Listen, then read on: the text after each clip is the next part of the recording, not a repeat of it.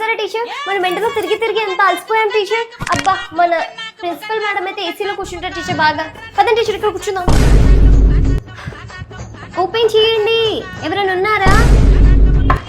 ఏంటి టీచర్ వీళ్ళు పేరెంట్స్ అసలు డోర్స్ ఓపెన్ చేయరు. ప్రిన్సిపల్ మేడం అయితే మనకు పంపిస్తుంది టీచర్. దానికి ఎక్స్ట్రా శాలరీ ఇవ్వదు.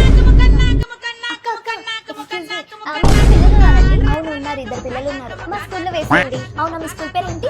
చదువుకోరా నా కొడుక. చదువుకోరా కన్నా మా స్కూల్ పేరు. అందులో వేయండి, మంచిగా ఎడ్యుకేషన్ ఉంటుంది. అందులో నేను టీచర్ అండి. అవునా, సరే సరే వేస్తాను. పేరు చెప్పండి. బుజ్జి. ఓకే, సో అడ్మిషన్ ఫీజు కూడా ఉండదు, వేసేయండి. ఓకే ఫ్రీయా? అవునండి. చూసారా టీచర్ ఎంత ఎండలో మనం తిరుగుతున్నాం, అయినా పేరెంట్స్ కి ఇంత కూడా హ్యూమానిటీ లేదు టీచర్. అవును టీచర్. టీచర్ మన ప్రిన్సిపల్ మేడం అయితే బయట టీ తాగడానికి కూడా డబ్బులు ఇవ్వరు టీచర్. కానీ వెళ్ళండి అడ్మిషన్ తీసుకోండి అని బాగా నష్టపెడతారు టీచర్. Aunty aunty. ఏంటి ఏంటి ఆంటీ ఎందుకు అంటున్నావు? పిల్లలు ఉన్నారు అక్క మీ ఇంట్లో? పిల్లలు ఎత్తుకోతావా? ఏ కాదక్క, అదేంటంటే అడ్మిషన్స్ కోసం అనమాట. స్కూల్ ఇప్పుడు రీఓపెన్ అవుతుంది కదా. అడ్మిషన్స్ లేవేం లేవు. మీ ఇంట్లో చిన్న పిల్లలు ఉన్నారా? మా స్కూల్లో వేయండి.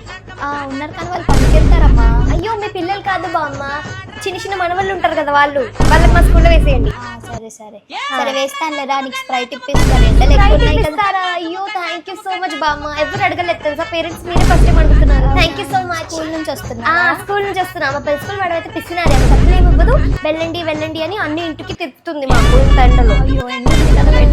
సో పిల్లలు ఇలా టీచర్స్ మీ ఇంటికి కూడా అడ్మిషన్స్ కోసం వచ్చారా? అయితే ఎస్ అని కమెంట్ చేసి చెప్పండి. అలాగే ఛానల్ని సబ్స్క్రైబ్ చేసుకోండి.